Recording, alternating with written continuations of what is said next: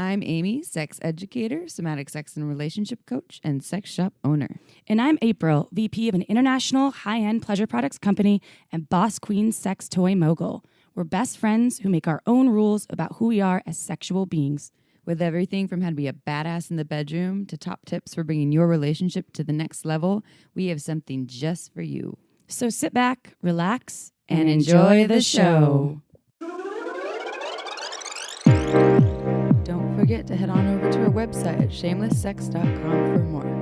And for 15% off of some of our favorite sex toys, use coupon code SHAMELESSPP in all caps at purepleasureshop.com. Hello, everyone. Happy Friday. It's Friday here when we're recording this. And we're actually recording on the day we're releasing it. This never happens. Oh, yeah. Well, we're recording the intro because what we're releasing today is something that I recorded with my dear friend and also fellow podcaster, Kyle Thiermann. Who's the sweetest, most... He's awesome. He's amazing. He's an intelligent, awesome pro surfer, really like great surfer. Yeah. And world traveler, environmentalist. He's fantastic. I'll see him at Zameen in Santa Cruz. I'm like, what's up, Kyle? Yeah, what are you doing? Hey. Yeah, and his podcast is called The Kyle Thiermann Show. And so I go on his podcast. It seems like it's quarterly. I've been on there 3 times. It's once every 3 or 4 months to talk about sex. And his podcast is usually, he actually just likes to interview interesting people.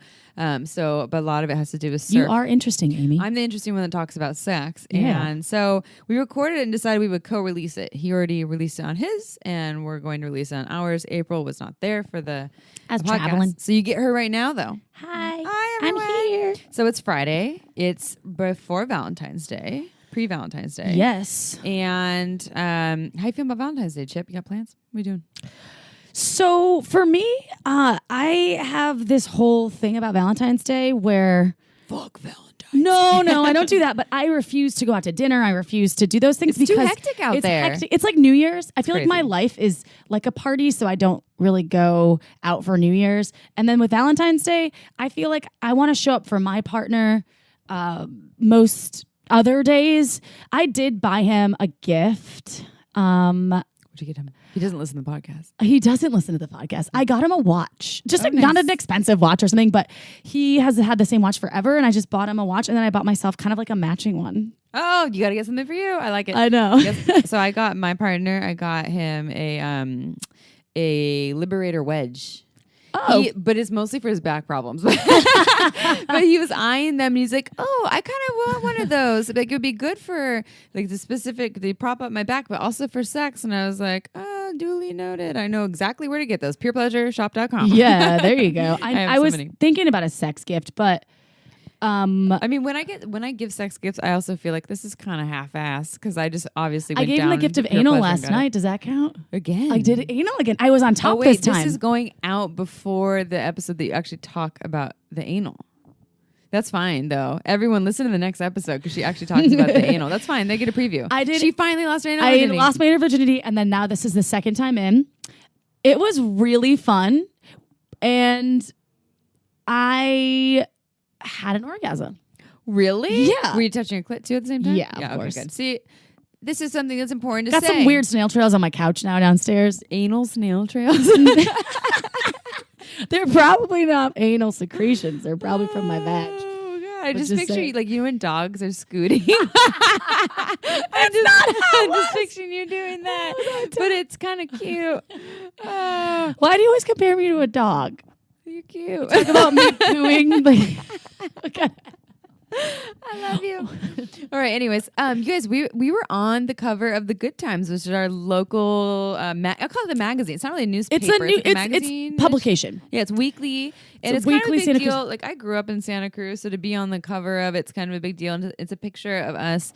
I'll put it actually for this episode. That's what I'm going to put as our photo. So if you go to shamelesssex.com, you can see the photo. But we look real cute, and actually the article is really well done. Really well done. The woman that wrote is awesome. She's I'm great. excited to hang out with her. She captured kind of our personalities and also our mission and our goal, because our goal in this podcast and in our lives, I think, is really just to kind of open up, give people the chance to have abundance and everything you've ever dreamed of with like releasing your shame. And She really captured that. I actually cried, and I don't cry when I read the article. I know, that's cute. I was like, oh my God, it was beautiful. Yeah. So thank you, Santa Cruz. And that was what we said on Instagram. I was like, we love Santa Cruz, and thank you for loving us back. So yeah, I'm glad you're back here, Chip. Santa Cruz loves you, obviously. I know. And it was really cool to see the good times being comfortable with sex. Like, I have a book in my hand that just says sex on it, and you're drinking a glass of wine. April's abs, by the way, in that photo look badass. I work out 6 days a week for those. She's working out. See me hard. at the gym. Yeah, I'm like, she's like, oh. Heavy breathing. But yeah, so if you check it out, you can also go to gtweekly.com. You can read the article. It's really, really beautiful and really well done. Right. And I'm holding a magic wand in the inside portion. Oh, yeah. Everyone's like, is that a microphone? I'm like, no, that's a vibrator. It's that I use on a regular. It's their rechargeable one. That's awesome. But when my partner opened it up, he's like, that's my nemesis. It is. That's the one that you had to go on a strike. Yeah. Oh my God, that's so He's good. like, you were holding the nemesis. I'm like, yeah, well, what can you do? Oh, that's cute. That's funny. It was funny. Are we going to answer a sex question? Yeah, but first I'm going to read a review because we have some really great reviews on our iTunes.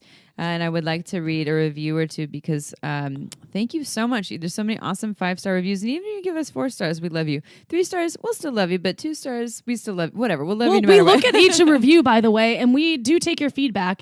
So if for some reason you are still listening after a 2-star review, which we only have 1, I believe, and we've actually mitigated the issue that the 2-star was talking about, which was... We're working on it. Yeah. We're always working. Yes. Yeah. And we listen to feedback. We love our listeners. So please, if you have a minute, write us a review. All right. So we have this one's titled Sex Positive and Candid by Navid John. I wonder if that's like Navid. It's like Navid? Okay. Anyways, Navid John says, it's 5 stars, just what the podcast world needed. 2 sex positive, confident women destroying shame and promoting healthy attitudes towards sex. Love this podcast. Woo! Awesome. Another person says, great podcast. What a great podcast. More like a social service, really. Ooh, we're social service workers. We love these, everyone. This is so, so great. Oh, someone wrote a really nice long one that I'll read next time. But wow, thank you so much. And how many reviews do we have now? I think we're at like 55, 56. Ooh. And we, so this is what the reviews do, people. They help to get our podcast out there. The more reviews we have, the more noticeable we are on things like iTunes. So if you haven't reviewed us already, please go to iTunes and review us. It should only take you a matter of 2 minutes. And what you have to do if you're already subscribed to our podcast is you literally have to search for our podcast again in the search box, find our podcast, select it, and then you can write a review. So, and we read all of the reviews. So I love them, and we love them, and we love you. Dearly.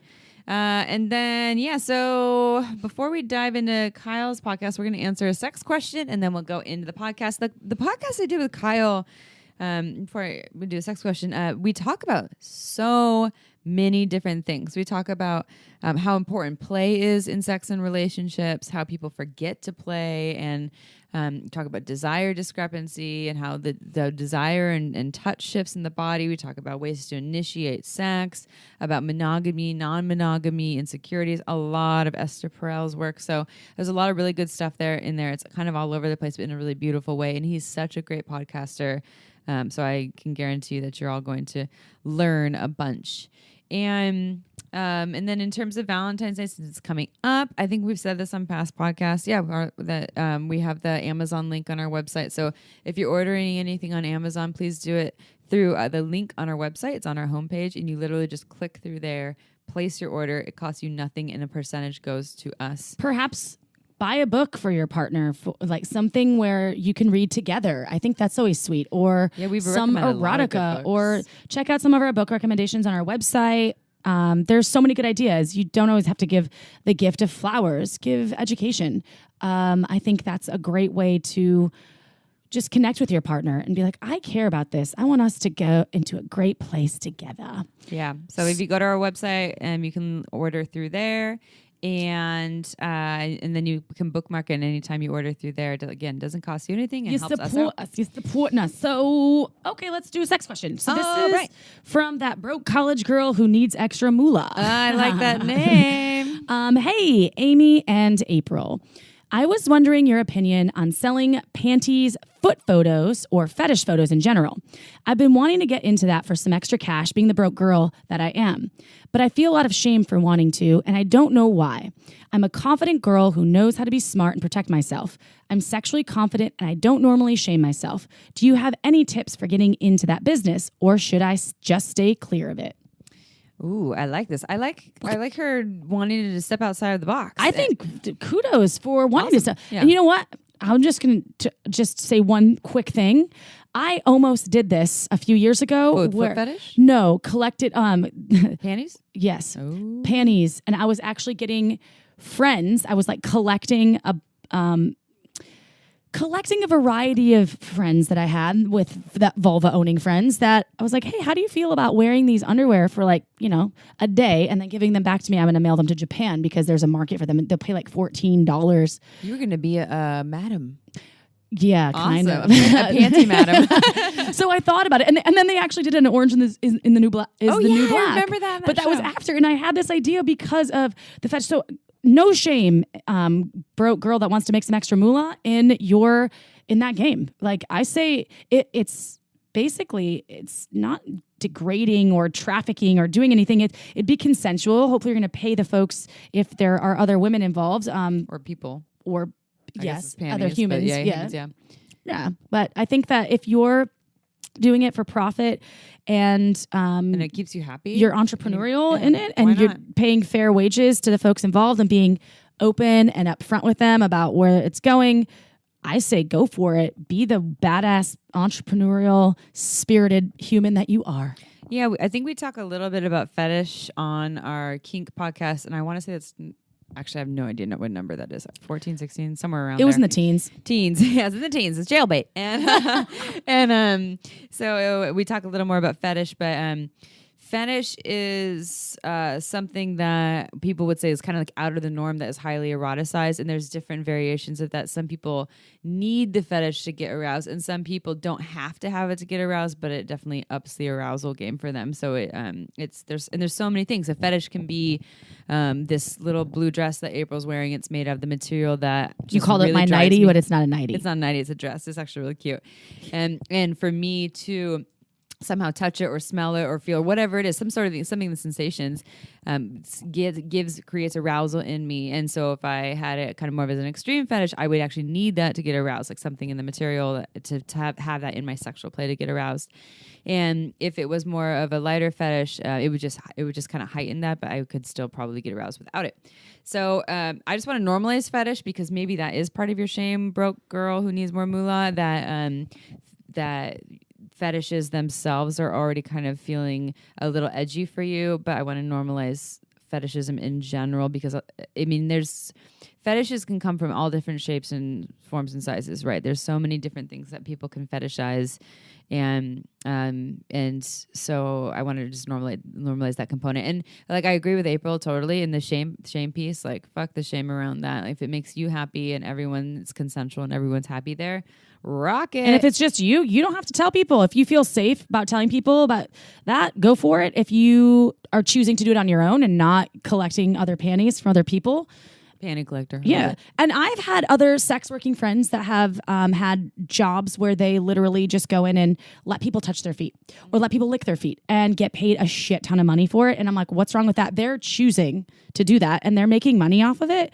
And it's considered to be sex work, but I don't shame sex work. And I think that as long as it's obviously consensual, yeah, then go for it. If that's what you want to do, I say do what makes you happy. If it's something that you're being forced into, then that's a whole different story. Rocket broke girl who needs more moolah. Get Feel it. Good about that. Yeah. We're going to answer any more sex questions? No, we'll just do one today. We're going to keep it short and sweet because we have a whole podcast that we're going to feed to you. And we're doing two this week. Part of it is because it's Valentine's Day. Part of it is because I'm doing a dual release with the Good awesome Times. Kyle Thiermann. We were in the Good Times. And so you're getting an extra treat, a little extra something from us. Usually we release episodes on Tuesday, but now you get a special Friday edition. Friday. And you know what, everybody, listeners, First of all, we say this all the time, but thank you for listening. Thank you for being an empowered human that wants to change or that wants to inspire change in others.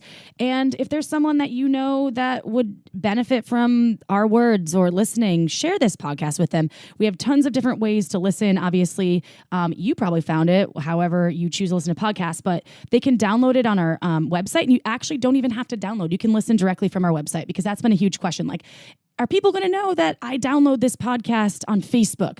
No, it can be totally discreet and you actually don't have to download. So if there's someone that you think would benefit, send them to shamelesssex.com. They can listen on their own without having the evidence exposed on their computer. Although there's no shame in that. I'd be like, yeah, you're awesome, like, for listening to sex podcasts. Yep. Always room to learn. Always room to learn more. So I guess without further ado, I can't wait to hear Kyle and your podcast together. You two have a nice chemistry, I want to say. And I'll tell you, we drank a glass of wine over it. So. Oh, wait, we are drinking wine right now? I know we are. It's the Windy Oaks Pinot. Pinot Noir. So it's so good. If anybody, it's a local Santa Cruz mountain wine. And if you are in Santa Cruz or if you're anywhere, it's Windy Oaks. I think it's at Whole Foods, New Leaf, all those. I bought it at New Leaf, Staff of Life, but you might be able to get it. It's really good. It's about $27 a bottle, but it's worth it. It's worth it. You're worth it, Amy. Oh, you're worth it. You're worth it. My little chip. Yeah. All right, everyone. So without further ado, the podcast with Kyle Thiermann and myself, talking everything about sex. I would leave it at that. Ciao for now. Amy Baldwin in the house. Woo! She's back. Round 3. Round 3, talking sex and other things. Yeah. I'm getting the best of the best on the podcast. Yeah. For year 2. Year 2. Yeah. How's year 2 going for you? It's going great. Yeah. Yeah.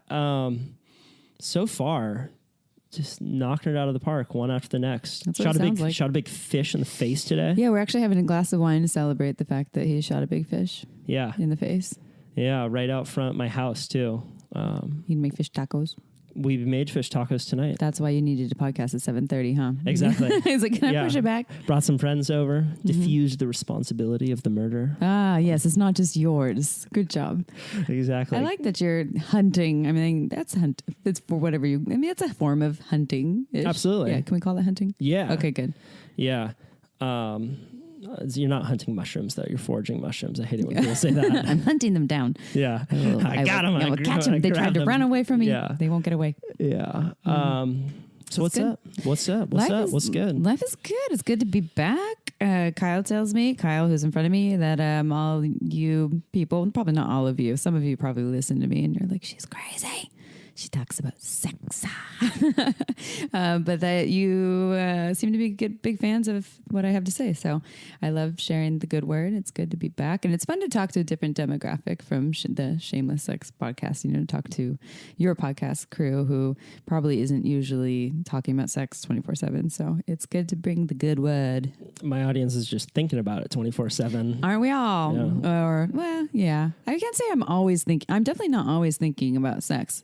And I've also wondered at times, am I jaded? Like, am I not thinking about sex as much because I talk about it so much for work? But I don't think I ever have been one to just think about sex 24/7. It just hasn't really been my operating system. Do you think, though, that because it's a less of a forbidden topic for you, and because you've kind of dissected your own thoughts around it, that it's less of this dark thing in the corner that creates this kind of obsession? Definitely. And definitely. And actually an example of that today, I had a session with someone who they're learning how to do some kind of like tantric work, like tantric coaching. They're not coaching me on how to do tantric work. They're actually doing this work as a form of healing for people, and I'm their test bunny for it.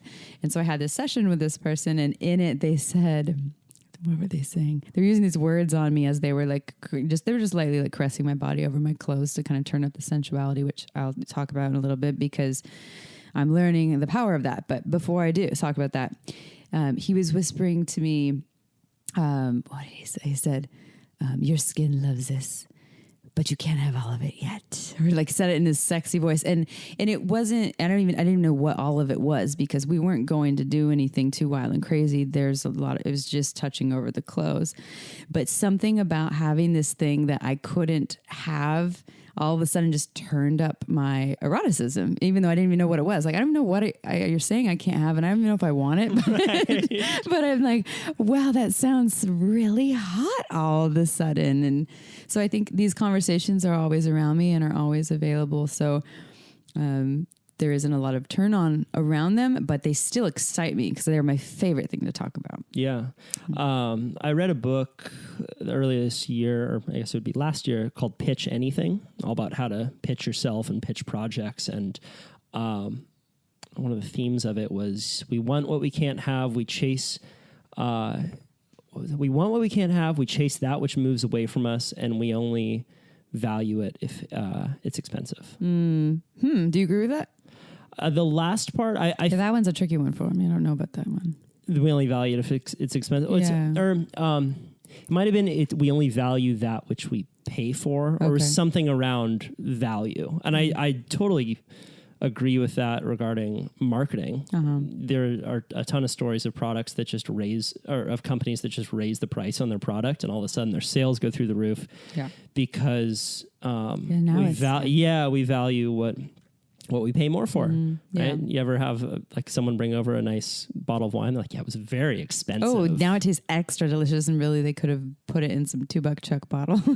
Exactly. Or no, put the $2 Chuck in the nice bottle. There we go. Yeah. Yeah. So I think that there is an element of psychology to that. Yeah. I guess I definitely have value. Like if someone gives me something that's a really thoughtful gift, so I don't know if it's expensive or not, but there's a lot of intention behind it.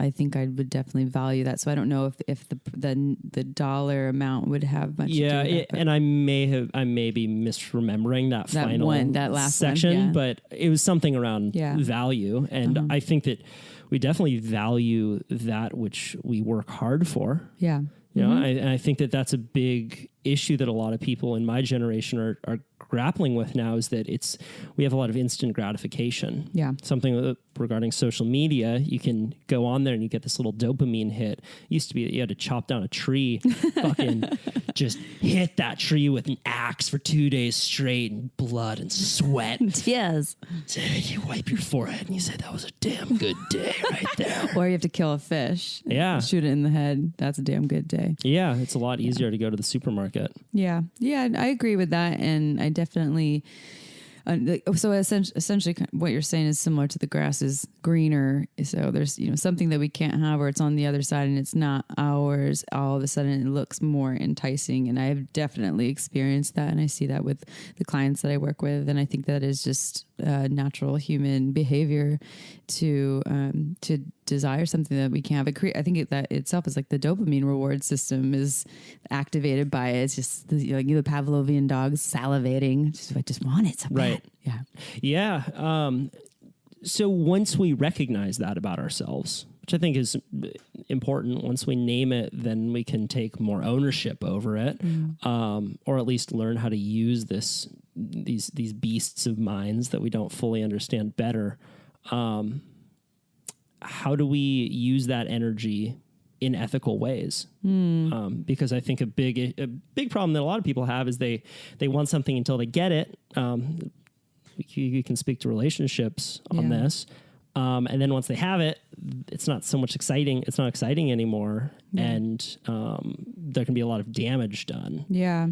Well, I think we've talked about this before. I know you and I have talked about this on this side. I don't know if it's just been on the podcast, but Esther Perel's work, and she does a lot of work on infidelity and monogamy and non-monogamy.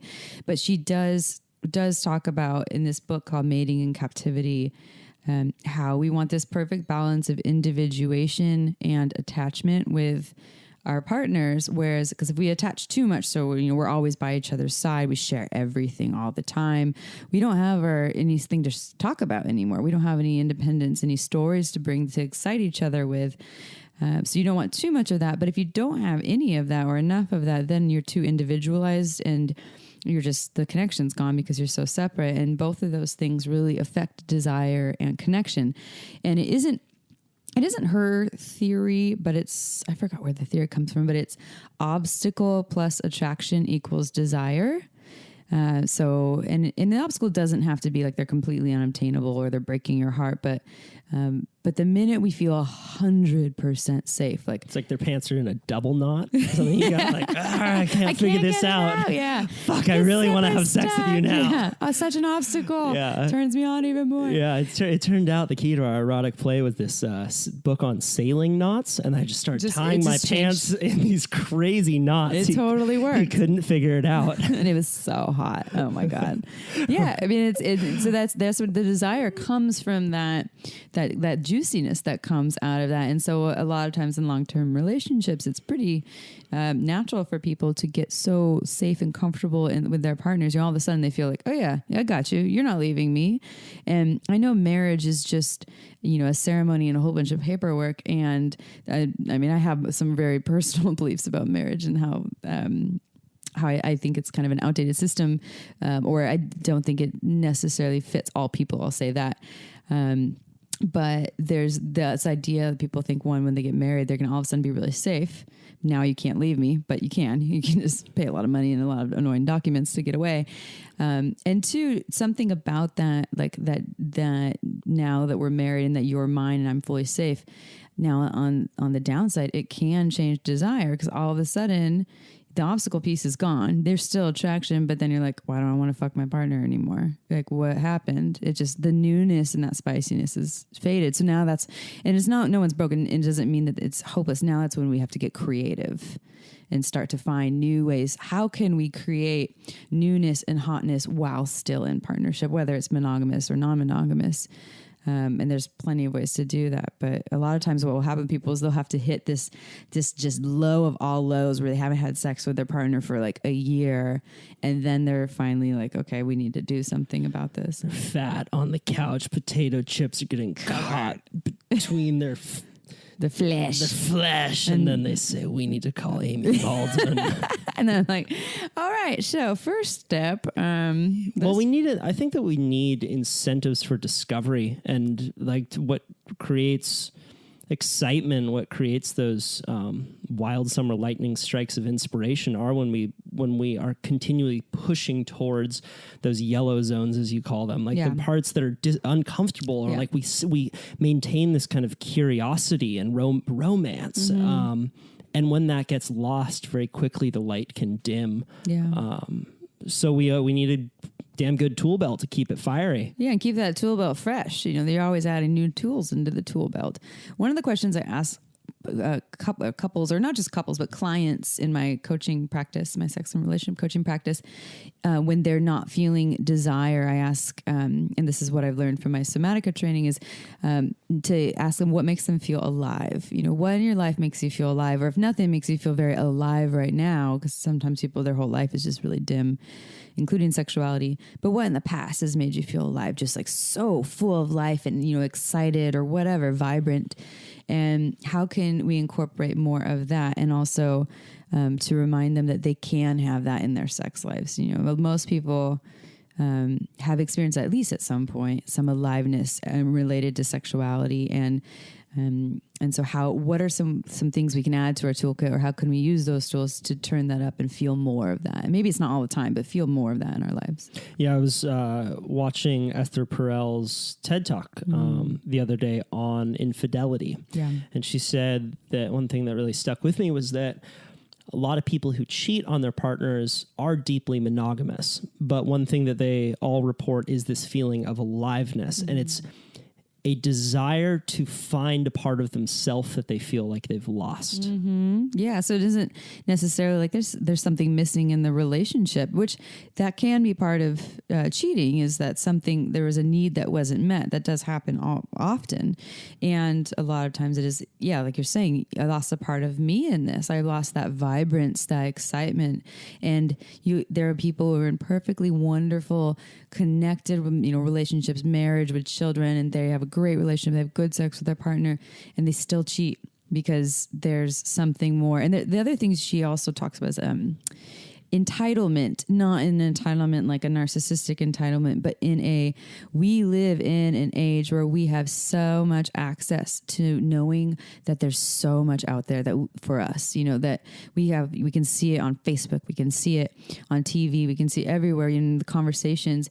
We know that people want more and they know they can have it. And so there's this entitlement to, I know I can have more, I deserve more, and that it's available, and I'm going to go get it. And sometimes they go get it, and then people get hurt along the way. And I'm not preaching for cheating or non-monogamy or any of that stuff. I want to normalize the desire for more in life, the desire to feel alive.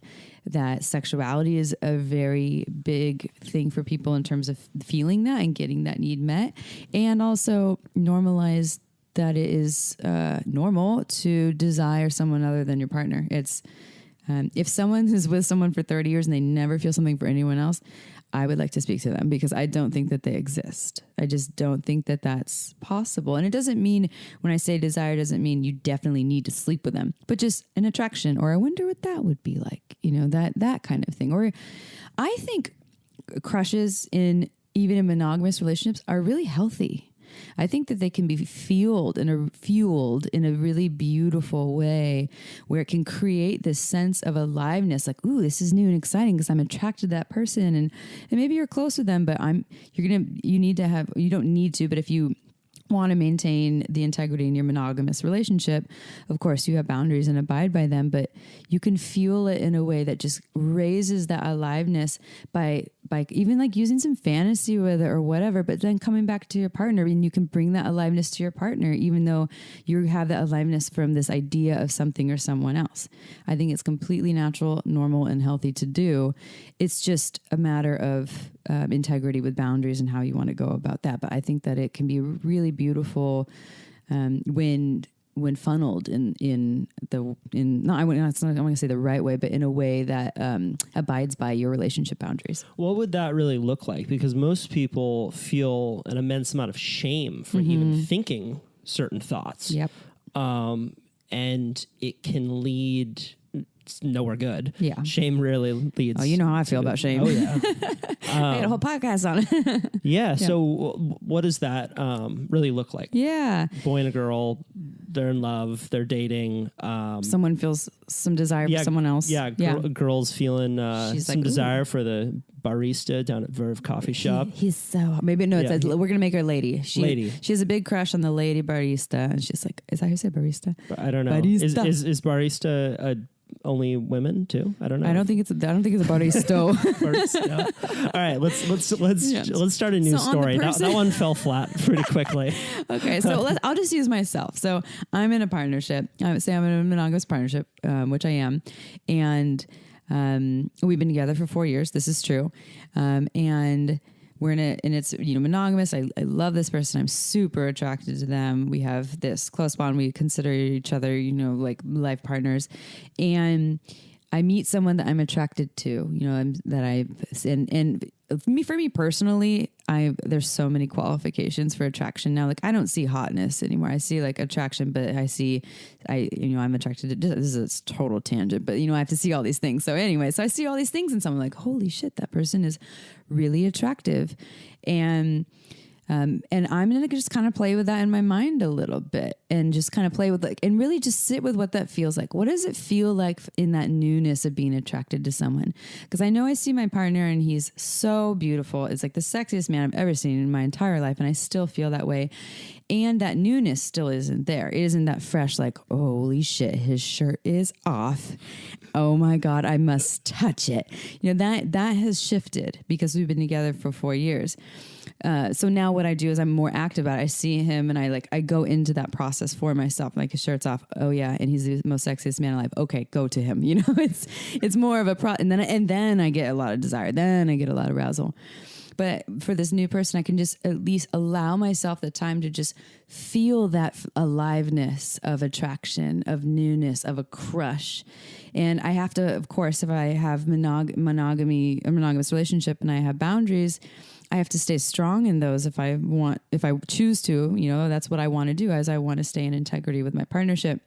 And so I'm not going to act on them, but I can really play with it and feel that. And it will make me feel more alive. It just will create more sensation in my body. My heart will start racing. I'll get a little smile on my face. And it just, and that, that aliveness, that sexual energy, that arousal is life force energy. That's fuel. When we feel that I'm not going to take a nap after that. I am like fully charged up, and I just gave that to myself through attraction. And so, yeah, a lot of people will feel shame about that. They feel like they're not supposed to do that. We're not supposed, if I love my partner or if I'm committed to them, I'm only supposed to be attracted to them. I think that is super limiting and hurtful to a lot of people, because that's not how humans usually work. Humans usually have at least attraction. If it's not desire, at least attraction to others. They are not completely blind to the rest of the world. So I think it's helpful to at least normalize it so people don't fall into shame. Yeah, I think that's a really beautiful way to put it. And we can, as you said, like there can be healthy energy and unhealthy energy. Mm-hmm. And like brilliant thing the Catholic Church did a while ago. Genius. Yeah. Oh, you want to masturbate? Like, ooh, you're a sinner. That's a bad thing. So you're going to take all of this energy that everyone's going to have and then make them feel shame. Yep. Around this energy, rather than using it and being like, I'm gonna fucking get out today and crush the day. Like, ooh, I feel alive. I feel invigorated. I just had an orgasm. Exactly.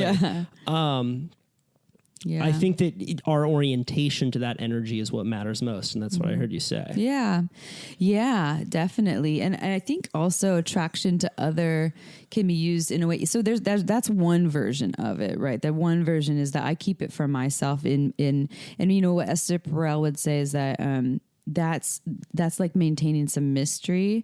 She actually doesn't believe in radical honesty in relationships and in conveying every little thing to your partner. Like, this is how I feel. And, I saw someone I'm attracted to.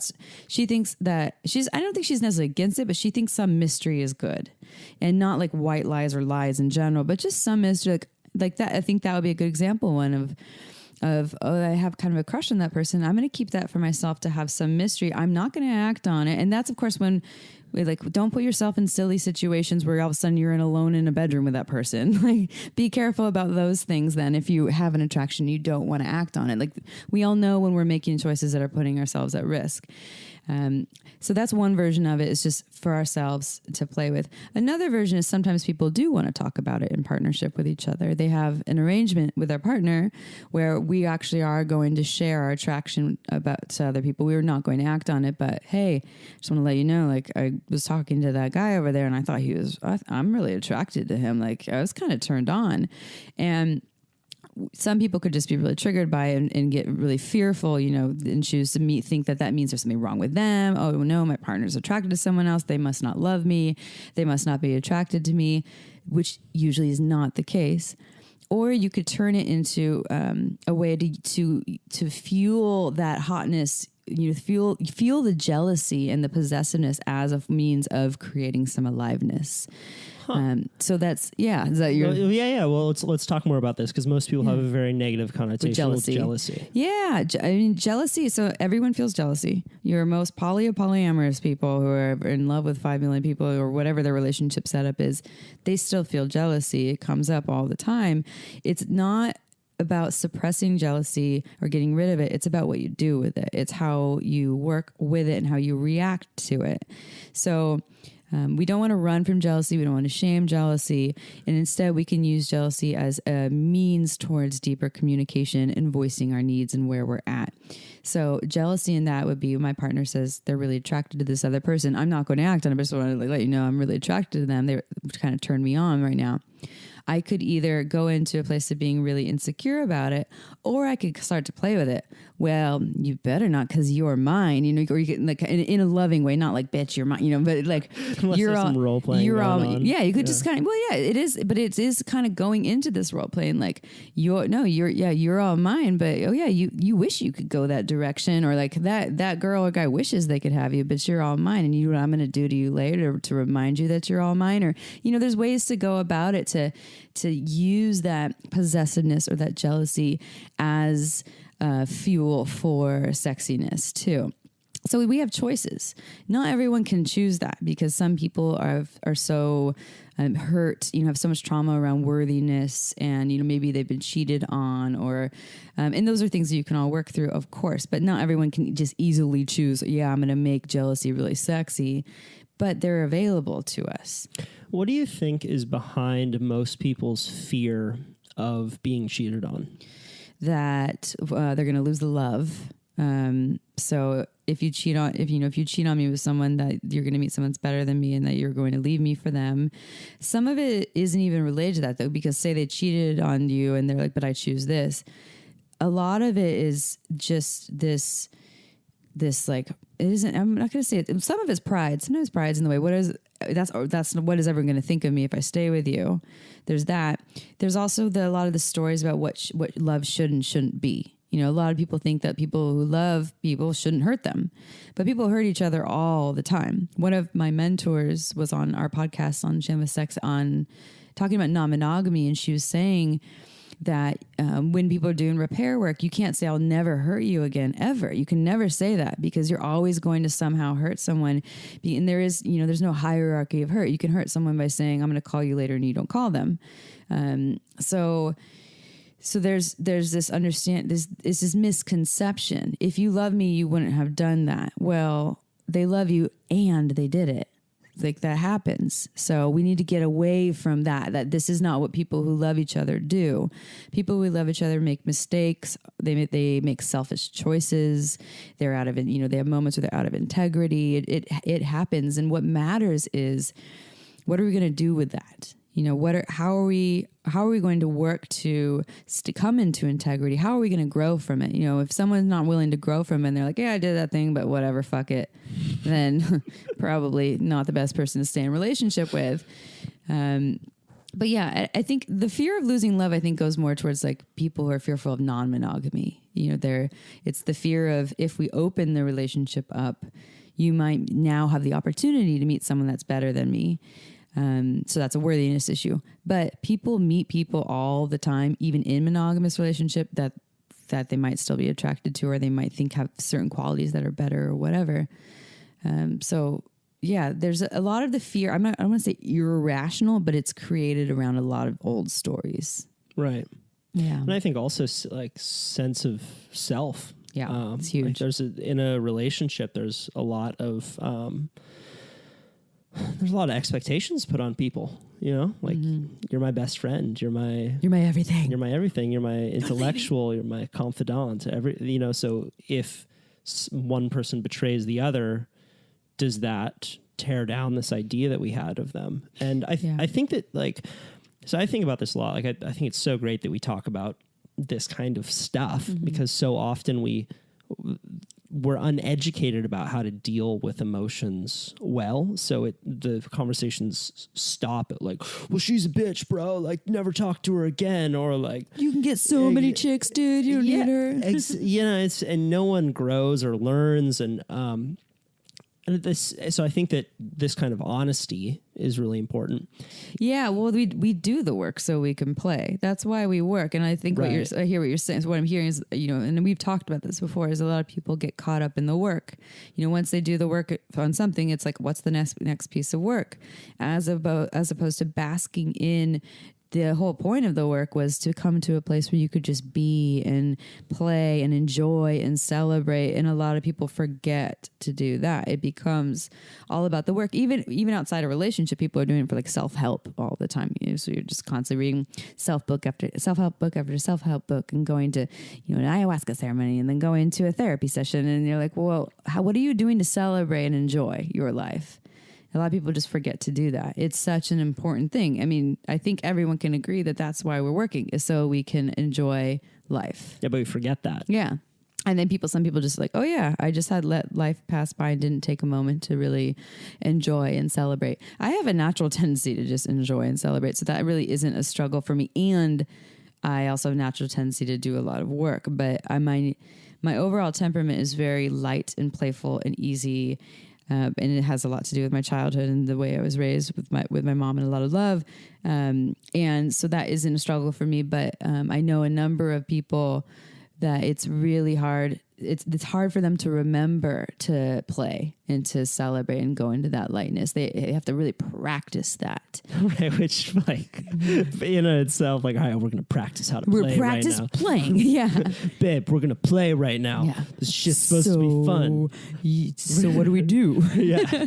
We write down all the things we like to do. Yeah. We're gonna categorize that list. And then we're gonna write a book about it. We're gonna write a book about the best way to enjoy ourselves. And we're gonna, oh wait, I'm not having fun anymore. Right. Yeah. Yeah. Well, and so I guess there's a couple of things going on there. You know, one, play might be associated for a lot of people with like immaturity. You're not taking life seriously, especially if you have parents that are really hard on you. You know, you need to take life seriously and stop fucking around, you know, to their kid. And so they finally feel like that, you know, they, at some point they need to stop being light and silly or playful or whatever. And then when I say light and silly, it doesn't have to be that. Play can be so many different things. But when that somehow gets this like stigma of as if that is a sign of immaturity or irresponsibility, then then those people live a portion of their lives not doing that, and then all of a sudden they have to learn all over again. Right. Yeah. How do you play, Kyle? How do I play? Yeah. Tell us how you play. Like in my partnership or in All life? the ways. All the ways. How do I play? Shoot fish in the head. Shoot fish in the head. Yeah. Well, you know, it was interesting is like sometimes like when we start having our passion become too in line with our work, that play can become convoluted. Like surfing, I would consider playing for me. Yeah. But I've had to do a lot of work around my relationship with surfing to make sure that I can still keep enjoying it. And I think that's like sometimes play for me is just aspects of my life that have like no bearing on what my career is. Like I'm like playing ping pong, like that shit. I love playing ping pong. Fucking smoke people at ping pong too. And there's a big competition. Yeah. And that's still fun, playful. Sometimes shit gets intense. Yeah. I lost in a big ping pong game one time, so I went down to this spot called the Portuguese Hall, Santa Cruz Table Tennis Club. They practice on Tuesdays and Thursdays. So I joined. Takes it real for seriously. about a year. I got real good at ping pong. Good job. And I beat that kid. And then did it lose its fun though? At some point, did it take a turn to stop being play? Or did it stay playful? Yeah, I mean, I don't know. I mean, I think that I'm competitive by nature, so okay. I like getting better at things. Yeah. For me, like I think that like whether it's in a relationship or in life, like I like to figure things out and be like, okay, this isn't working. Like, you know, like I'll do this in my relationship sometimes where it's like, okay, there's something that we need to figure out here. It is very like type A of me. Yeah, I'm like that too.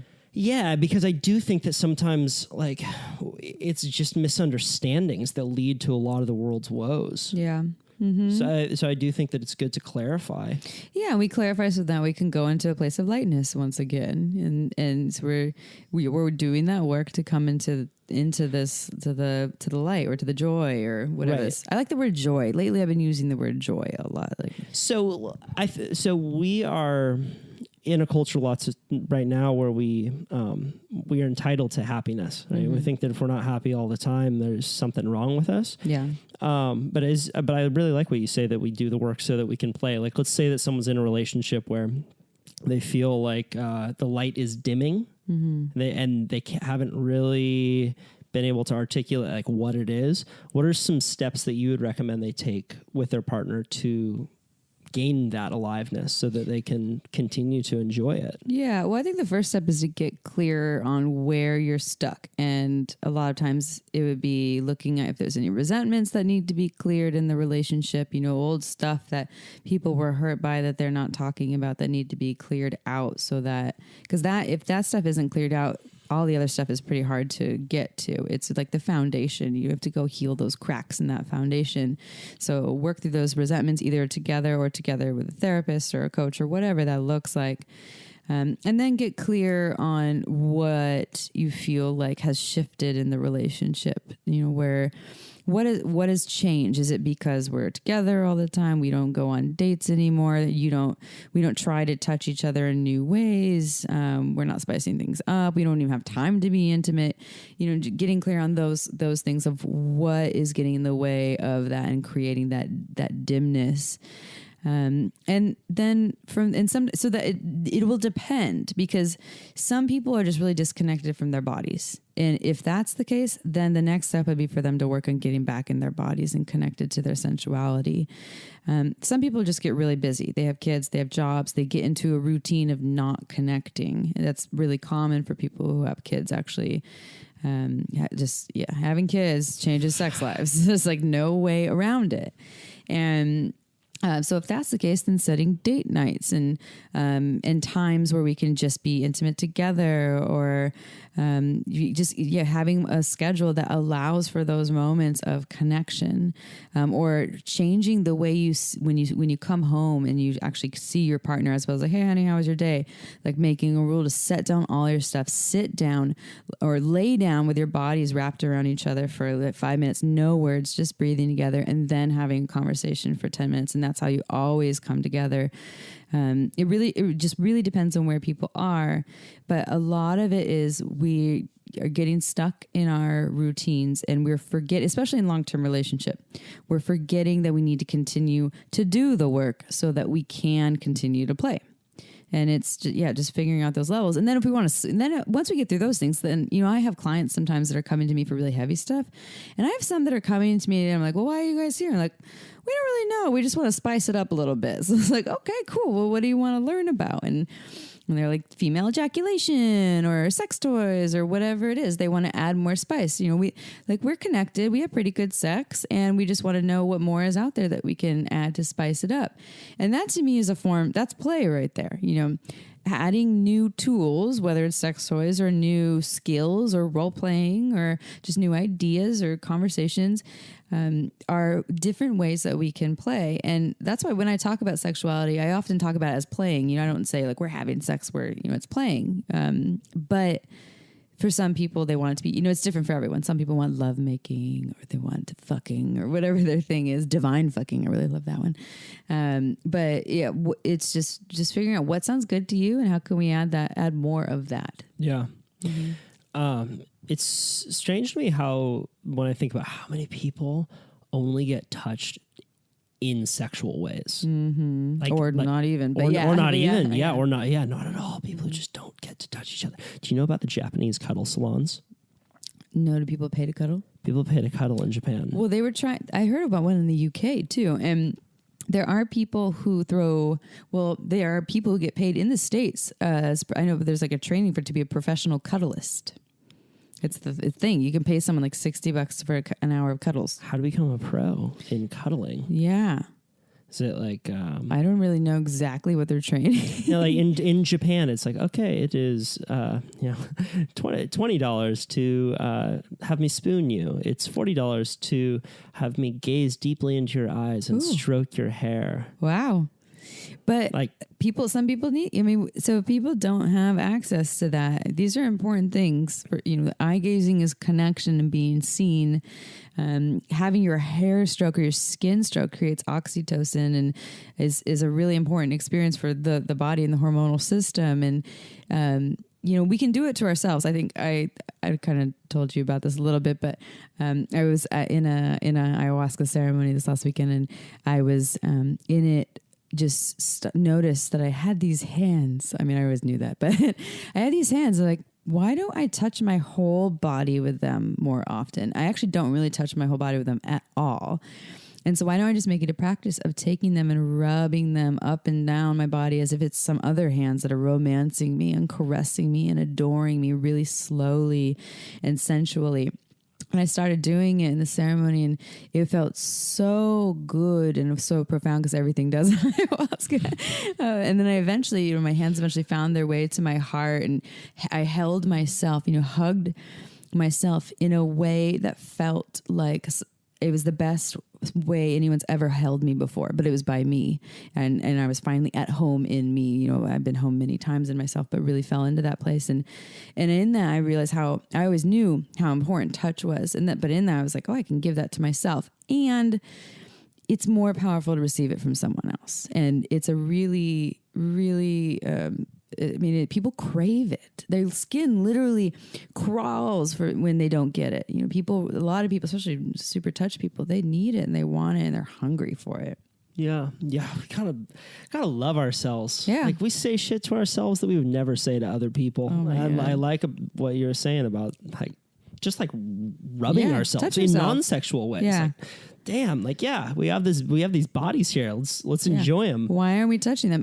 Now I'm like the girl that's constantly rubbing her breasts. Shit, she's on ecstasy.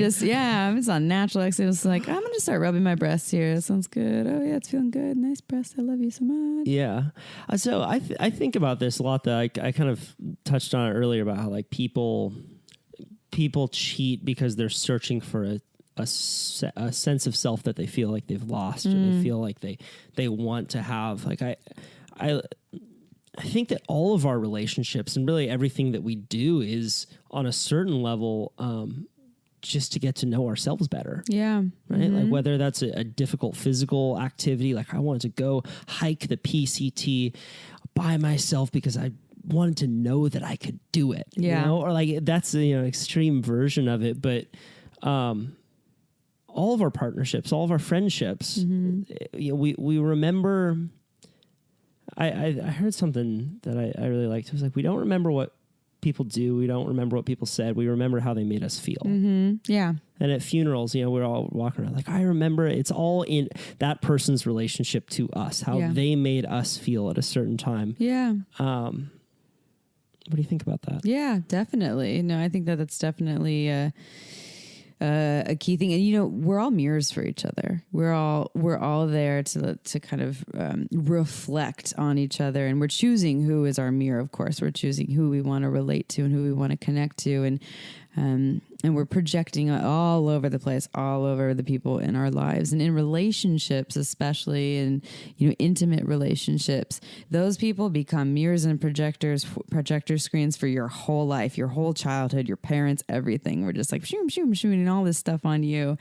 But part of it is because I do agree that it's helping us, or we're looking to work out old stuff, old parts of ourselves that we either neglected or were hurt or we lost. And so we're projecting it here. You are hurt or a trigger. I'm upset when you do this. Most likely I'm upset when you did this because of something that happened to me that wasn't even related to here. Otherwise I probably wouldn't be that upset about it.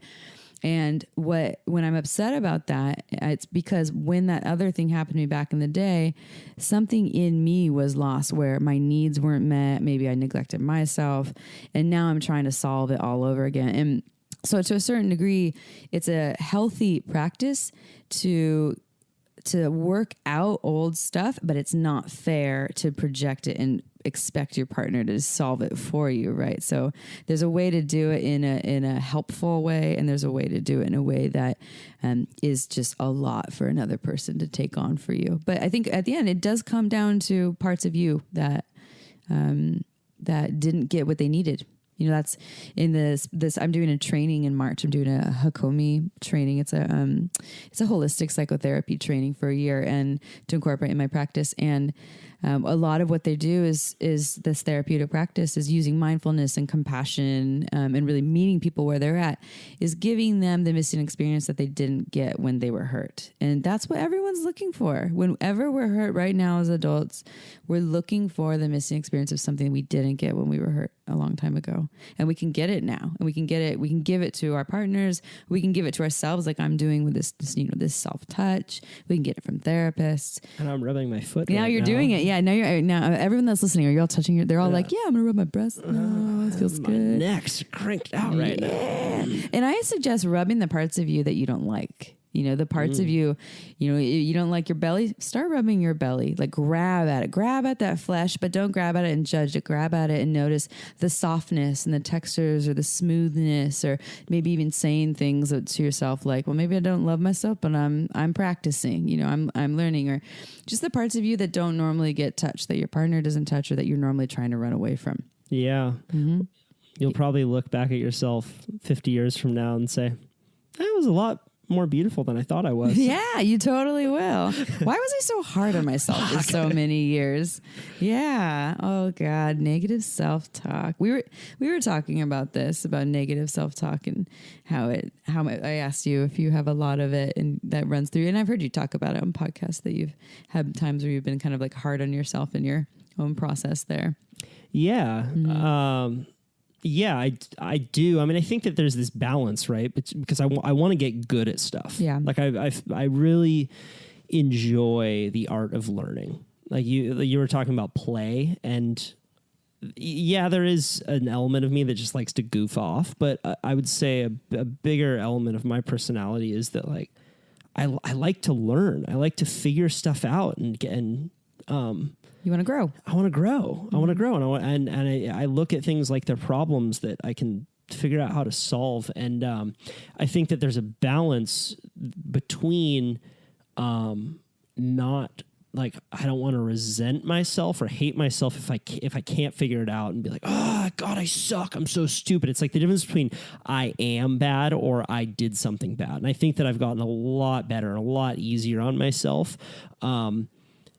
Because I realized that having that negative self-talk for a long time, I thought made me unique and interesting. Like I'm this kind of like dark, but like I'm dark and brilliant. But like really, like no, everyone fucking has negative self-talk. Yeah.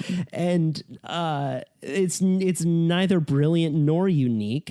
What's unique is like truly being curious and truly learning. Yeah. But then on the other side of that, right, like you can't be too big of a fan of yourself. Yeah. Like people who just think that they're great at everything, like they really aren't. Like there is that element of like, damn it, like I want to figure this out that makes us good. So it's balance. Yeah, I always play with that, but I think that I err on the side of being too hard on myself still. But podcasts have really helped me with that because I get to sit down with people who I really respect, and people who are a lot older than me and have had those experiences. And they're just easier on themselves. Like people who are older tend to be a little bit easier on themselves and they're more humble. Yeah. And I realized that it's just counterproductive and it's wasted energy. Yeah. We just waste so much energy having negative self-talk. And yeah, I had Jim Fadiman on my podcast. He's this psychedelic guru, and he said, and psychedelics have also helped me quite a bit be easier on myself. But he said, when people take mushrooms, it's common that they'll get the giggles, and it's not the kind of giggling laughter that you get from weed. It's this deep laughter, and it's the laughter of how could I have forgotten who I really am. I love that. Yeah. I've had that experience a number of times with different psychedelics. I guess it's how could I forgot where I am, but this laughter with psychedelics, what I've experienced this divine oneness of everything, and it's this laughter of like, of course, you know, it's just of course this is what's, I knew this. And I was actually talking about this the other day with someone where when they have a realization with something in that space, in a psychedelic space, but they're like, I already knew that though. And I was like, yeah, but you knew that, you conceptualize it, but you actually didn't embody it. It's a big difference between when our system embodies it, and the psychedelics can help us to fully embody that feeling, however we feel about ourselves or the world, that everything is one, or that, oh, here I am, I've always been here, or I'm wonderful or lovable. And it really is back to like what I had said earlier, you know, coming home. Oh, and we are always home, and maybe conceptually we're like, yeah, I'm in my body, of course I'm here. And a lot of us don't feel that way.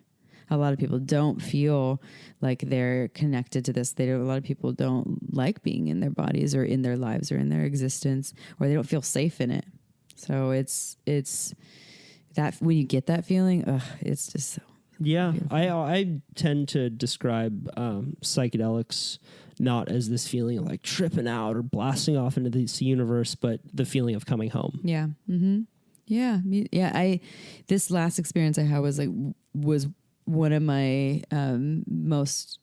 I've come home to the divine oneness many times, but to come home just to me, to Amy or whoever Amy is, this was really the first time of that, and it was really, really special. And I think tying that to sexuality, that is an important piece in my journey in being a sexual being, because if I'm not there, if I'm not home in me, how am I going to be fully connected to all of my sexual potential? How am I going to share and connect, all of myself to someone else when I'm not even fully here? And I think I've talked about this before in your podcast, I had an abortion a year ago. I got pregnant on the IUD. I had the IUD for 9 years. You can have it for 12, everyone. That's not too late, just so you know. And was with my partner I've been with for a long time and still got pregnant.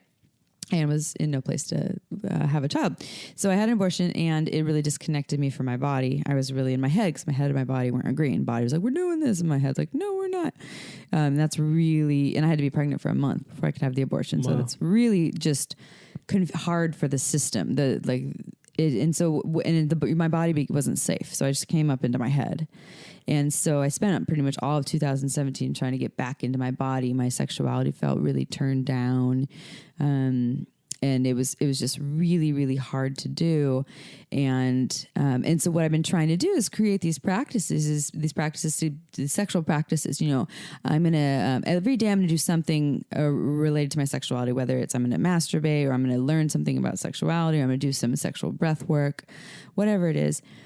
What I just realized is that I've been passing up a whole important step, and that step is coming home to myself and self-care practices that are related to sensuality, but not sexuality. When I just jump and I'm not in my body and connect to my sexuality, and I just try to jump right to sex, like I'm going to start having more sex to connect to my sex, I just like completely pass up. It's like I'm trying to take the fast lane. And so now what I'm realizing for me, and might just be for me, I can't speak for everyone, but what's more important to me is for me to every day connect to my sensuality by, that slow touch of my own body, or whatever it is in breath work, I think can be a part of it. And sexuality now is a bonus for me. When I made sexuality the goal, which is everything that goes against everything I teach, right? I'm so anti-goals. I'm so anti making orgasm a goal, because then it's so much pressure. But I've been pressuring myself over this last year to get back in your sexuality. Like I want that fire 100% turned back on, and you're going to do it through this, and this. I pressured myself. And it really comes down to, I need to be home in me through this loving self-care, through my sensuality, and then the sexuality will come too. And I'm totally feeling that. And the minute I took that approach, I have more fire. I have more connection to me. But you can't pass up coming home first. Like it's just not. You got to preheat that oven. Yeah, you got to heat that oven. I forgot what practice. What do they say? Women are like water and men are like fire, and you must. There's this. What is this? This is like a Taoist practice. Something about how to like. I'm not going to say it right. So some Taoist person, you got to call into Kyle and talk about this. But something about heating the water, like for women, they say, or female-bodied folks, you have to like heat the water first, but the water has to heat for a while to heat up. But I'm not saying this. Yeah, well, this is what I was talking about earlier, though. How many people only get touched in a sexual context, and how unhealthy that is. Right for the genitals. Right. This is like the number one complaint I have. I have so many number one complaints, but big complaint people in long-term relationships, once they figure each other's bodies out, they just go right to the genitals. Or even on long-term relations, people are just hooking up. They're just like, they're not praising the whole body. They're just like, oh, okay, I'm going to kiss you. Okay, cock. I'm going to kiss you. Nipples. Pussy. Right. Yeah, it's just, and people are craving that. Like, nah, I want some forearm action. I want you to lick the inside of not my armpit, what about what do you call this part right here? The weenus. No, that's not a weenus. The weenus is the outside of the elbow. No, I know. Do you like your weenus touched? No, the weenus is a very You can't feel the weenus. You ever play it, like do the weenus thing where you like touch, like you pinch the skin? Yeah, it's the skin on the outside of your elbow. Yeah, I like to play with it sometimes. And you can, like, I would do this in elementary school. You could hold on to it and you squeeze as hard as you can. You say, I can't feel that. I can't feel that. Can't feel your weenus. But yeah, it's the whole body. Gotta touch it. Gotta just touch it in a non-sexual context. Yeah, there's so many yummy spots on them, and everyone's different, right? Are you an ear person? Do you like your ears touched or licked? Yeah, I'm a big ear person. I get weak in the knees. Me too. I get instant goosebumps over my entire body. Some people hate it. Some people are like, "Why are you touching my ear?" You know, everyone's different. Some people are going to love when you caress and kiss the back of the neck or the lower back or the underneath of the thigh, and some people won't, but it's worthy of exploring. Yeah, I had a weird experience though.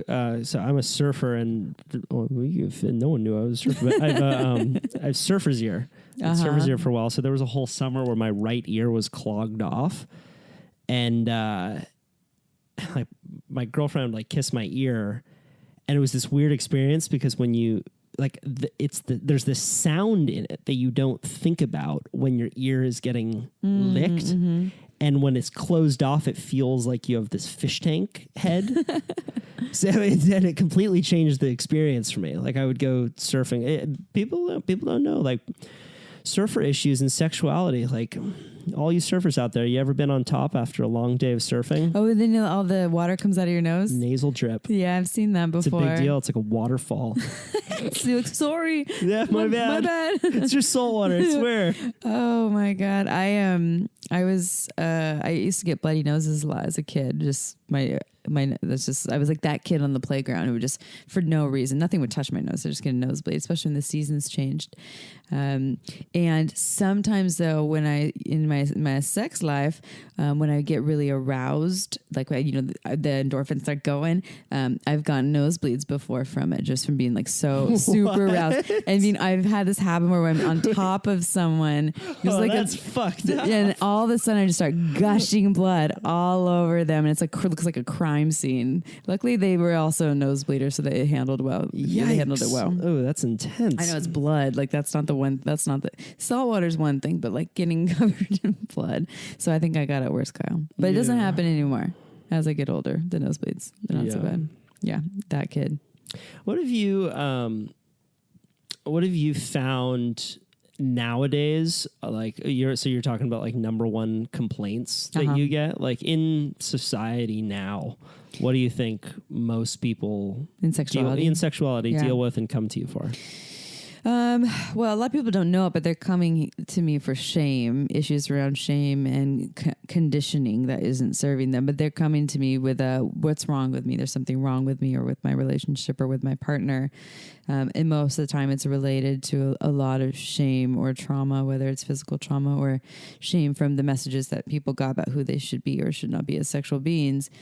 But yeah, the things I get is people with low desire or desire discrepancy, which means that if you have two or more people, one person feels a lot of desire and one person doesn't. So there's this big difference, or maybe both people don't feel desire, but that wouldn't be discrepancy. It would just be, well, I guess they're probably okay with that. But I guess we're not going to have sex, which there are people that do that. But that's a big thing. Desire discrepancy. I get a lot of people that are in relationship, having just communication breakdowns in relationships. They're looping. They're just, a lot of most people just aren't saying what's really going on because it doesn't feel safe. They're not sharing their hurts or their feelings, or the way they're doing it is very blaming. It's you do this, like, or they're screaming at each other, or you made me feel this way. And so I'm helping them to look through, to kind of sort through and to understand how we can communicate in a way that is loving and empowered, which works wonders for relationships. Let's see, what else am I dealing with people? Worthiness is always a huge thing. And when people are coming to me for worthiness, they just don't know it. It's one of those underlying things. Like every single human has worthiness issues. Every single person has something around worth. And I lost in that ping pong game. I'm still dealing with it. I know, you're just like, I hate myself. Fucking Austin. I hate myself so much. Yeah, but worthiness in relationships. My backhand spin isn't good enough. I am not good enough. You need to practice more. Shame on you. No, you're never going to do it again. Shame never serves anyone. So worthiness in relationships. It can. So when it comes to sex, though, it can get in the way of so many things. People don't feel. They feel issues around like the insecure or worthiness issues around their body image. Sometimes they won't get on top. Sometimes they won't initiate. Sometimes they just won't have sex in general. They won't have sex with the lights on. There's a lot of things that come into play with that. So something that feels like it isn't related to sex can just totally leak over into it and take over. That's a really big thing for people. Ooh, you know what I wanted to talk about was initiating sex. I really want to talk about that because I just talked about that a little bit just there. Let's talk about it. Let's talk about initiating sex. Okay. So everyone wants to feel wanted and desired, like so badly. And some people want to feel it more than others. But for the most part, everyone wants to feel wanted and desired. And it can come down, or we can relate it to childhood from wanting to feel wanted and desired by our parents. And a lot of people don't feel that way with their upbringing. And I'm not talking about people that were just like adopted or whatever that is, but a lot of times people had parents that never told them that they loved them or that they did a good job. They always felt like they were just this troubling little kid that was a hassle for their parents. But in adult relationships, making someone, I don't want to use the word making. Everyone wants to feel wanted, desired, and we have the opportunity to make our partners feel that way.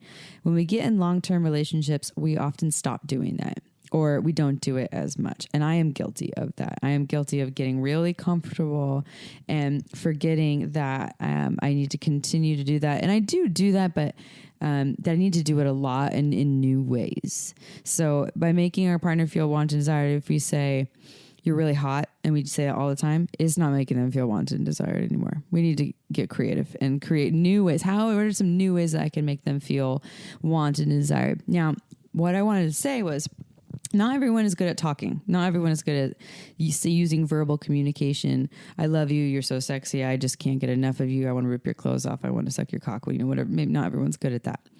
If you are good at that, awesome. Say a lot of those things. We can make people feel wanted and desired silently, though. We can make people feel wanted and desired by literally coming up to them and ripping our clothes off and laying down and presenting our body to them and essentially, in no words, saying, take me. It's so when people are saying, I'm just not good at that, there's so many ways to do it. And there's a lot of really good ways that are related to how we communicate, because some people aren't really great at verbal communication, especially when it comes to sex, and especially when there's shame around that. So I know a number of people, or also like people who identify as more submissive, and they're like, I'm submissive, so I don't really like to initiate sex. I want to wait for them to do it. But you can do it as a submissive person.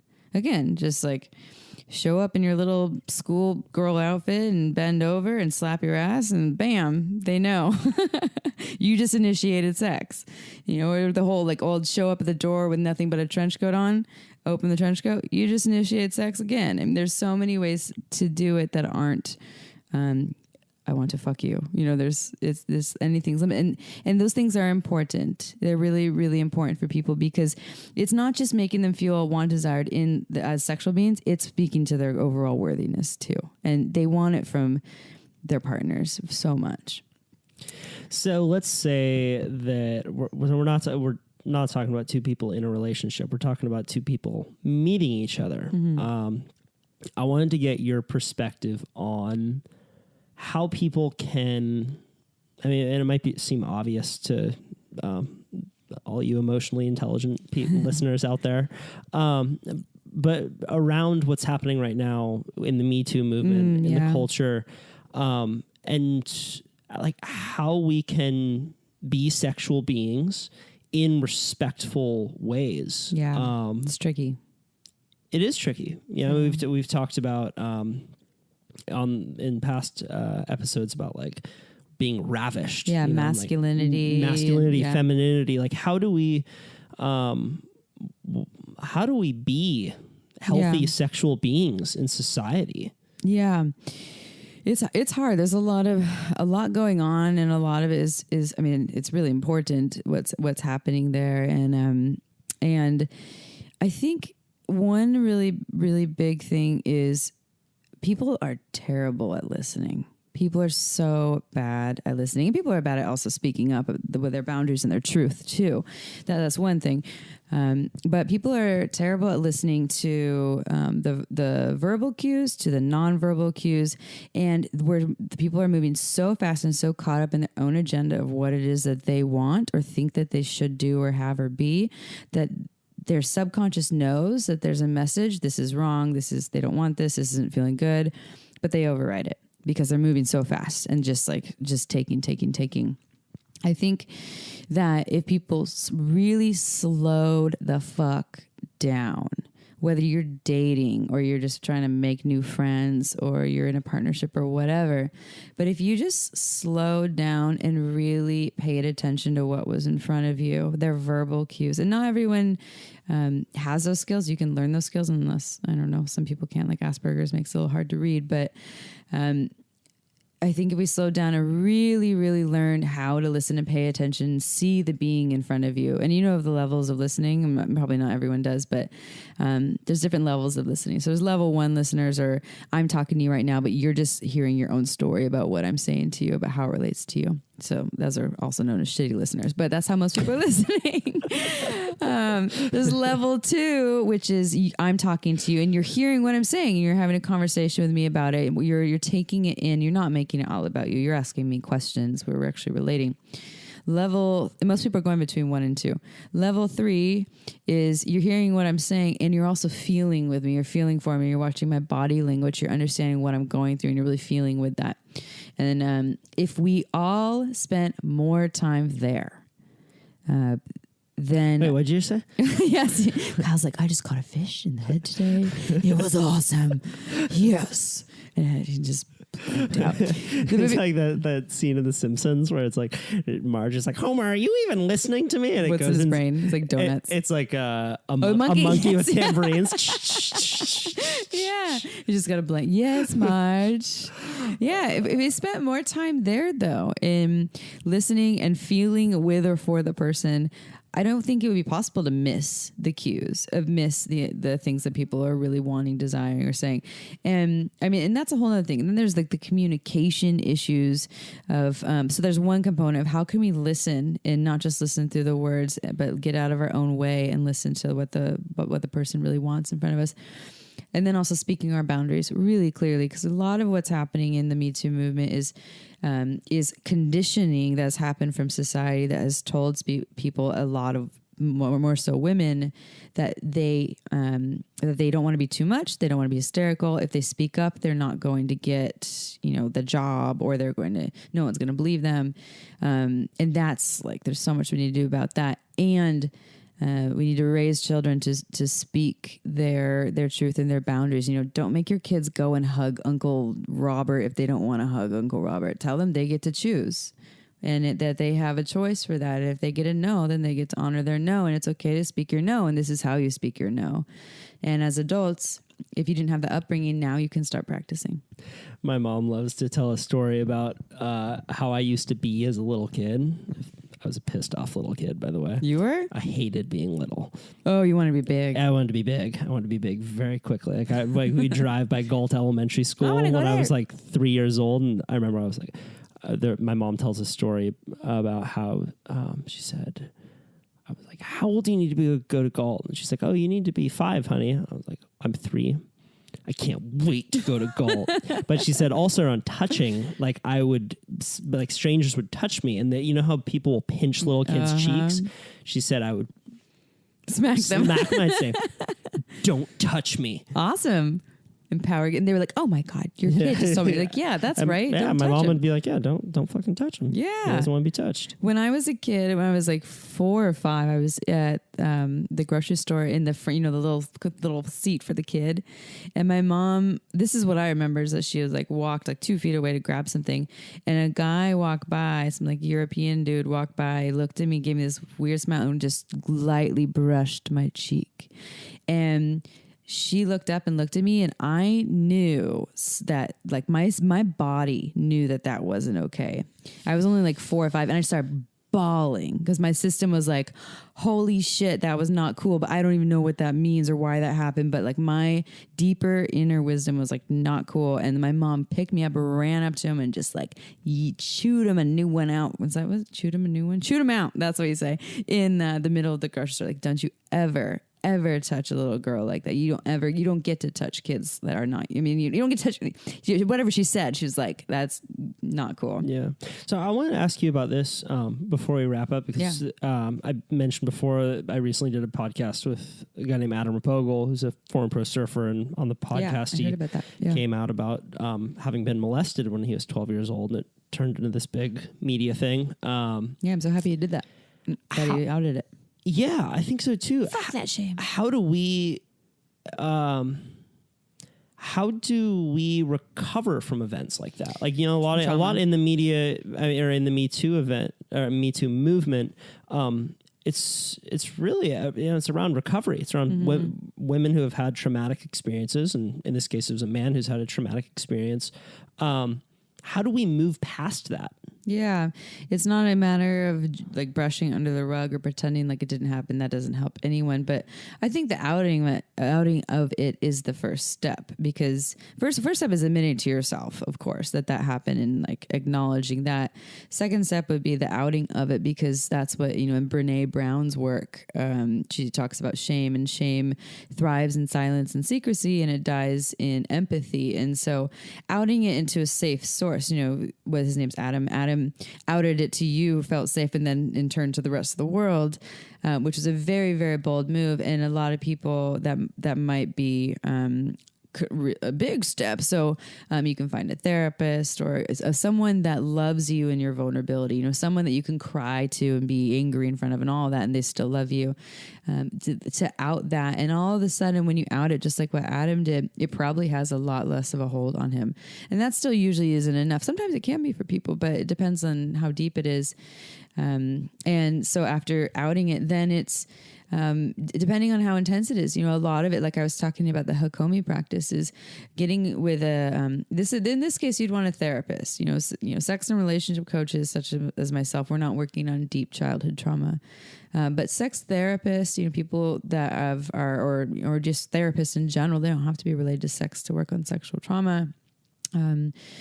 We want one that isn't just going to pretend like they're your journal. You want someone that is going to give you that missing experience, that safety, that love that you didn't get when that shitty stuff happened to you. And there's a lot of therapeutic practices that you can do. But what the hope is you come to a place where it's not that the thing never happened to you. It's not that you don't remember it anymore. We're not trying to forget it, because it's a part of your life and we can't run from it. It happened, and we have to create room for that. But what we want is for it to not control us or cause pain anymore.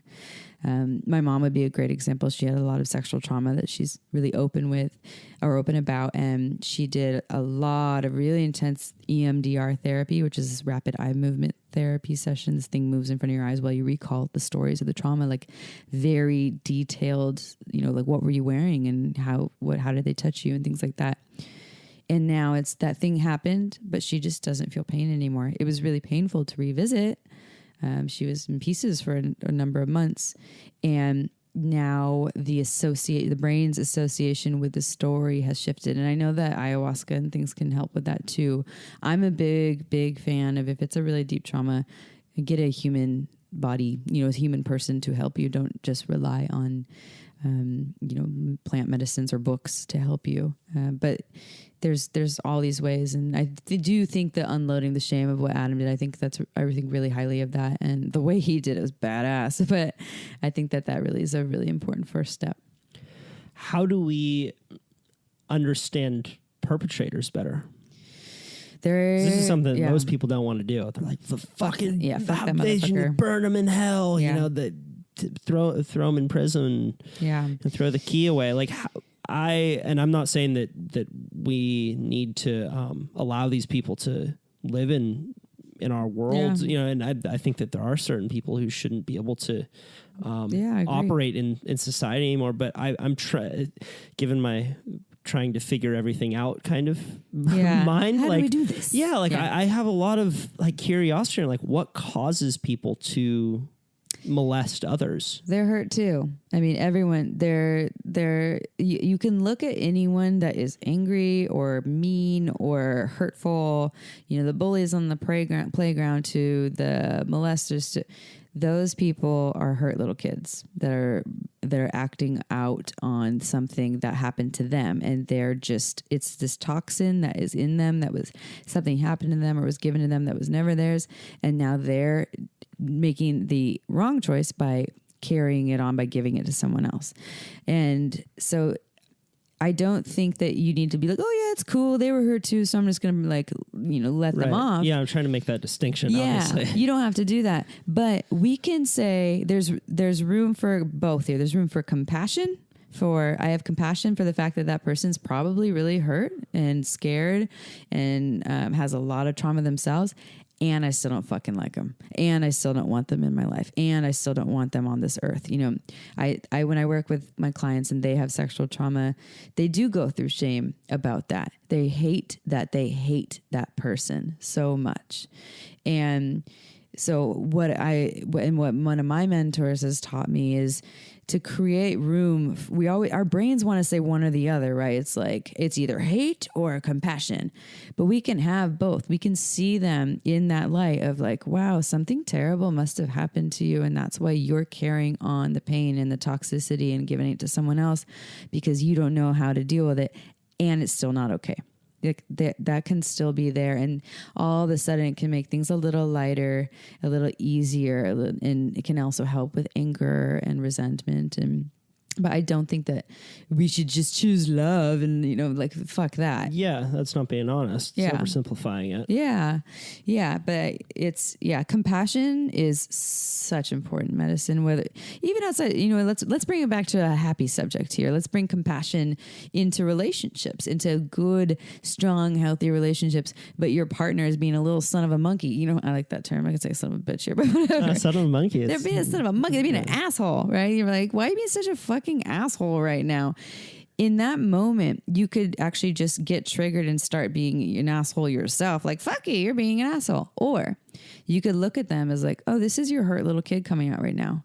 The reason why you're snapping at me or belittling me or yelling at me about something like the milk carton that I left only one sip in the fridge, the almond milk, because we're in Santa Cruz. Instead of me looking at you like you're the attacker or you're a bad person, I can say, all right, this is your hurt little person right now that's coming out.